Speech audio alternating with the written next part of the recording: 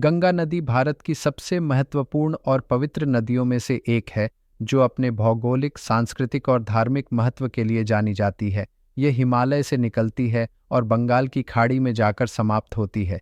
नीचे गंगा नदी के भूगोल का विस्तृत विवरण दिया गया है। उत्पत्ति और स्रोत।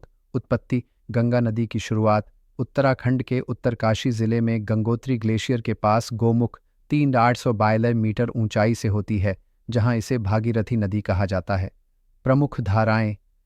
गंगा की 5 प्रमुख सहायक धाराएं हैं: भागीरथी, अलकनंदा, मंदाकिनी, धौलीगंगा और पिंडर, जो उत्तराखंड के पहाड़ी क्षेत्रों में उत्पन्न होती हैं।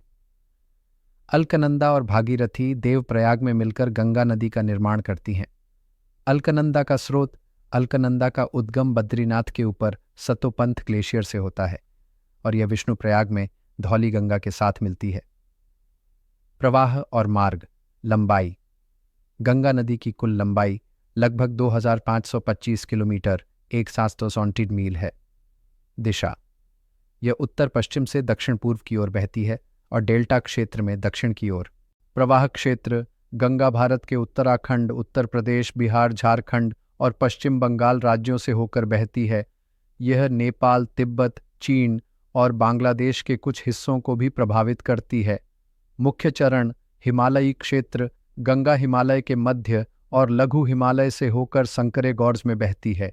यह ऋषिकेश में पहाड़ों से निकलकर मैदानी क्षेत्र में प्रवेश करती है। मैदानी क्षेत्र।